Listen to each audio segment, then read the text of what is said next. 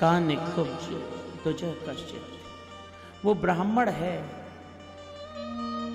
नित्य पूजा पाठ करने वाला, वेद पाठ करने वाला, सदाचार से जीवन जीने वाला वो ब्राह्मण है।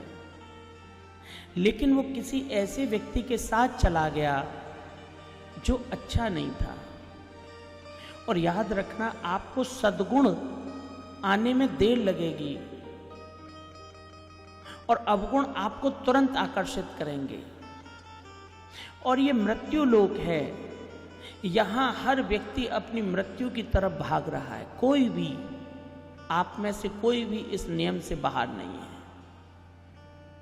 जैसे आपने देखा होगा कि सभी डॉक्टर बताते हैं कि मानव शरीर के लिए मिर्च मसाले खाना और ये सब चीजें ज्यादा अच्छी नहीं है,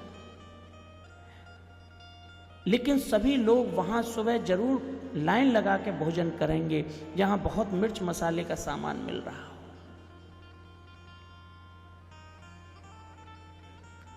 जहां आपका नुकसान होना है और आपको पता है, आप वहां जरूर जाएंगे।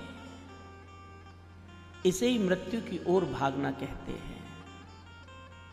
आपके आदर्श कौन है जीवन में? किस आदर्श को आप फॉलो कर रहे हैं? वो आदर्श जैसा है आप वैसे हो जाएंगे। अजामिल को एक वेश्या के संपर्क में आ गए और वेश्या के संपर्क में आने से अजामिल दुष्ट हो गए। और संपर्क का बड़ा भारी महत्व है, कभी इसे इग्नोर मत करिए। ये बड़ा इंपॉर्टेंट विषय है कि आप किसके साथ रह रहे हैं। द्रौपदी के चीरहरण के समय भीम ने कहा कि मैं इन सब पांडवों को मार दूंगा और इन सबको जो जो भगवान के विपरीत कार्य कर रहे हैं। तो भीम को भी क्रोध आ गया और भीम बोला कि मैं इन सब दुर्योधन और उसके साथियों को मार डालूंगा।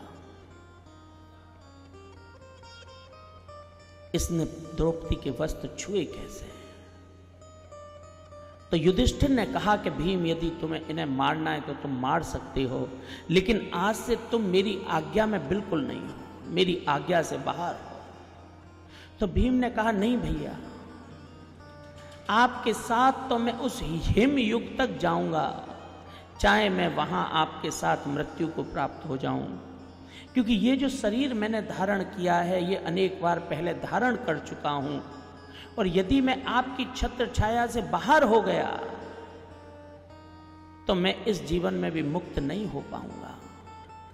महापुरुष संश्रय, किसी महापुरुष के साथ आप जुड़ जाएं, इससे बड़ा उपकार आप अपने ऊपर दूसरा कोई नहीं कर सकते। जल होता है, जल, यदि प्रपात झरने से नदी में बह रहा हो तो आप लोटा लेके पानी पी सकते हैं। और वही जल जब एक सर्प के मुख से निकलता है तो वो जल विष हो जाता है। और वही जल जब एक कमल की पंखुड़ी पर टिक जाता है तो ओस हो जाता है और वो आंखों को सुंदरता देने लगता है, आंखों में शांति देने लगता है। जिस किसी के साथ आप रह रहे हैं आप वैसे ही हो जाएंगे। अजामिल वेश्या को घर में ले आया और घर में लाते ही अपनी भ्राता पत्नी को बाल खींच के उसने बाहर निकाल दिया। वेश्या ने कहा, ये कमंडल और ये माला झोली क्या कर रहे हैं? वेश्या की बात मान के अपना कमंडलू माला झोली चिमटा उसने गंगा जी में प्रवाहित कर दी। और ये ग्रंथागार यहां क्या कर रहा है? सारे ग्रंथों में अजामिल ने आग लगा दी। अब उस घर में वेश्या रहती है, एक चाहत रहती है, एक ऐषणा रहती है, एक बंधन रहता है। जैसे आदमी मदिरा के मोह में बंध जाता है, जैसे धन की लालसा में व्यक्ति अपने परिवार को छोड़ देता है, ऊंचे सम्मान की लालसा में जब कोई पर्वत पर ऊपर चढ़ता जाता है तो जब पर्वत पर सबसे ऊपर पहुंच जाता है तो वो अकेला रह जाता है।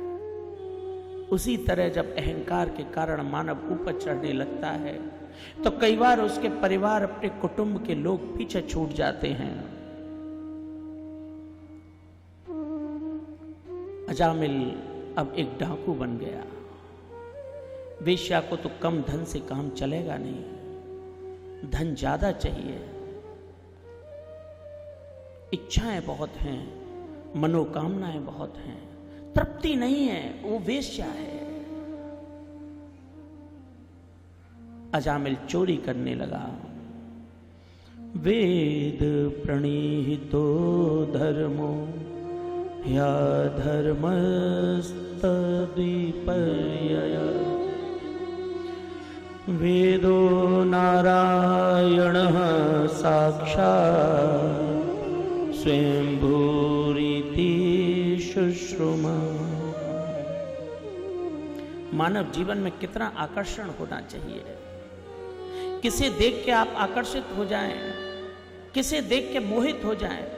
सुंदरता की कोई सीमा होनी चाहिए। कितना सुंदर होना चाहिए, कितना चाहिए आपको। एक नहीं, दो नहीं, 10-10, 5-5। कहीं तो अंत होना चाहिए आपकी इच्छाओं का, आपकी ऐषणाओं का। कहीं पर जाकर तो विराम मिले आपकी ललसाओं को। कहीं पर तो इच्छाओं को शांत करिए। ये इच्छाएं भटकाव देती हैं और फिर कोई साधने वाला नहीं मिलता। अनाकर्षण और आकर्षण, यही तो मानव जीवन है। जो कपोल भाल चित्त आपको आज आकर्षित कर रहा है, वही तो कल बुढ़ापे में लटकने लगती हैं, चेहरे पे झुर्रियां आती हैं। फिर यदि तो देह को प्रेम किया है तो फिर तो डिप्रेशन में चले जाओगे वृद्धावस्था में, क्योंकि ये सुंदरता सदैव रहने वाली नहीं है।